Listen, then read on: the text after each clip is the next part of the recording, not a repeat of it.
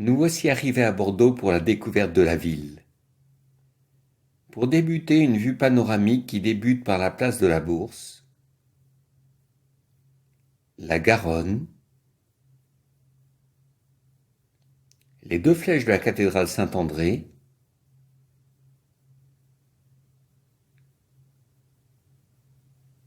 et le quai des Chartrons.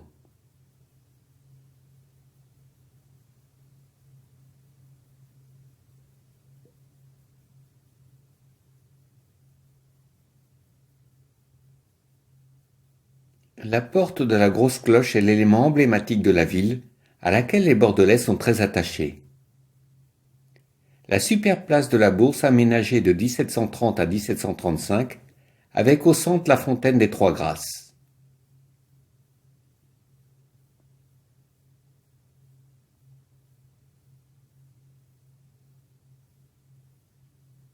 L'hôtel de ville occupe l'ancien palais épiscopal, avec au premier plan la statue de Jacques Chaban-Delmas qui a été le maire de Bordeaux pendant plus de 47 ans. La cathédrale Saint-André est le plus majestueux des édifices religieux de Bordeaux. Le mariage d'Aliénor d'Aquitaine, âgée de 15 ans, et du futur roi Louis VII, y fut célébré le 27 juillet 1137.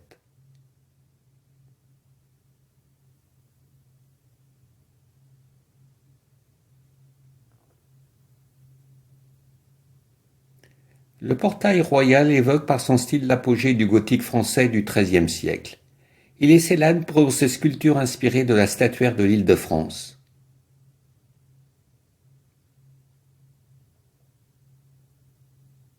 Le portail des Flèches,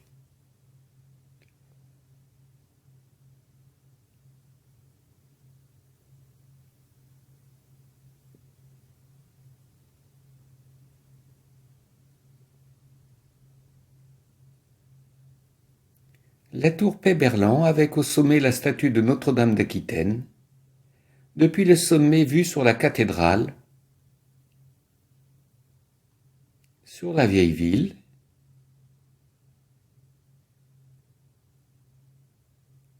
et le pont d'Aquitaine. La jolie place du Parlement, avec au centre la fontaine construite en 1866. Pendant très longtemps, le pont de pierre a été le seul moyen de traverser la Garonne. De ce fait, la porte de Bourgogne constituait une des entrées principales pour entrer dans Bordeaux lorsqu'on y venait depuis la rive droite. La porte Caillot, arc de triomphe dédié à Charles VIII, date de 1495. La basilique Saint-Michel, dont la construction commencée en 1350, se poursuivit pendant 2 siècles.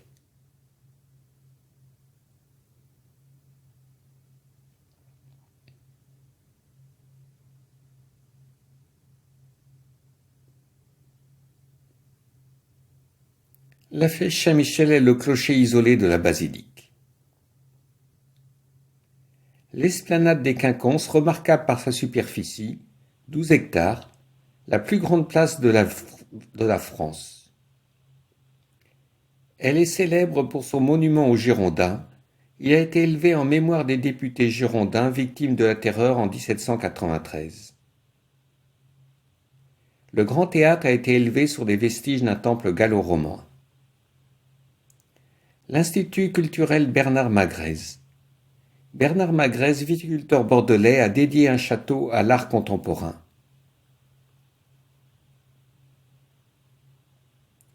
Le musée des arts décoratifs et du design a été installé dans un hôtel particulier du XVIIIe siècle. Il présente du mobilier, vitrines, tableaux et bijoux emblématiques du Bordeaux des Lumières.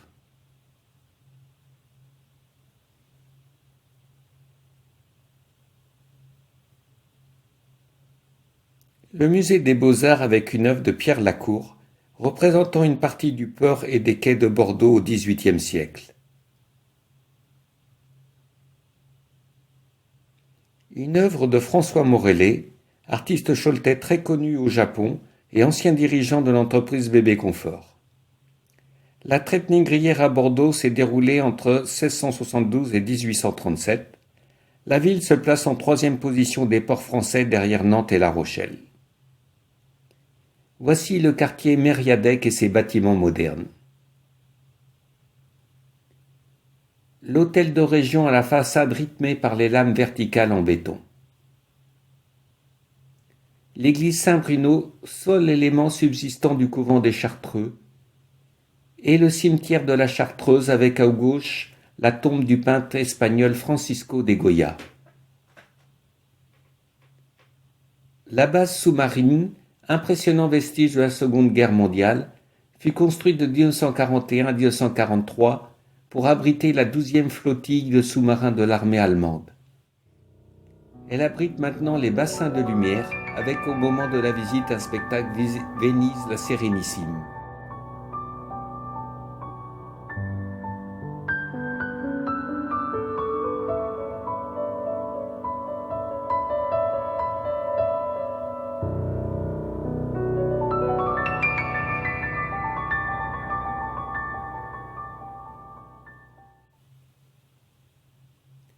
La soucoupe volante est à l'arrière-plan la Cité du Vin.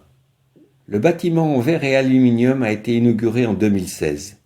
Ses courbes et nervures évoquent les ceps de vigne et le mouvement du vin que l'on fait tourner dans son verre.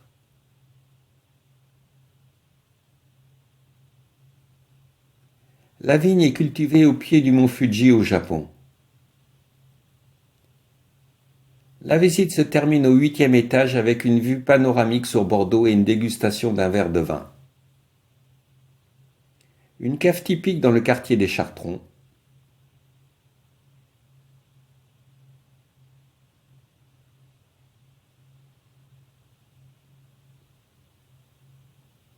Le musée d'art contemporain est installé dans l'ancien entrepôt construit en 1824 pour servir de stockage aux denrées coloniales.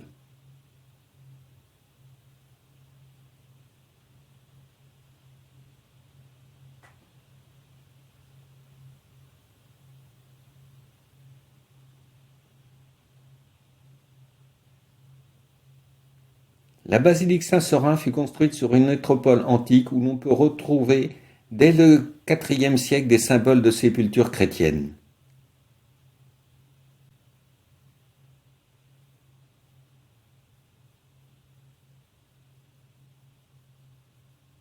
Sous l'autel de la basilique, dans son alignement, est disposée la crypte, qui accueille le sarcophage de Saint-Seurin, quatrième évêque de Bordeaux. Nous retrouvons les 3 ponts emblématiques de Bordeaux. Le pont de pierre construit sur ordre de Napoléon Ier entre 1810 et 1822. Le pont d'Aquitaine achevé en 1967, qui est le dernier pont sur la Garonne avant son estuaire, la Gironde et l'océan Atlantique. Et le pont Jacques Chaban-Delmas achevé en 2012, qui est un pont levant pour ne pas bloquer la circulation des bateaux sur le fleuve. Les pylônes en acier du pont présentent une hauteur de 77 mètres. Ils permettent un tirant d'air similaire à celui du pont de pierre en position basse, soit 13 mètres, et à celui du pont d'Aquitaine en position haute, soit 55 mètres au-dessus du lit de la Garonne. Il est situé à mi-chemin entre le pont de pierre et le pont d'Aquitaine. Nous allons quitter Bordeaux à bord du paquebot Marina. Le Marina mesure 239 mètres de long pour 32 mètres de large, et compte 632 cabines et suites, soit une capacité d'environ 1250 passagers, servis par pas moins de 800 membres d'équipage. Bon voyage.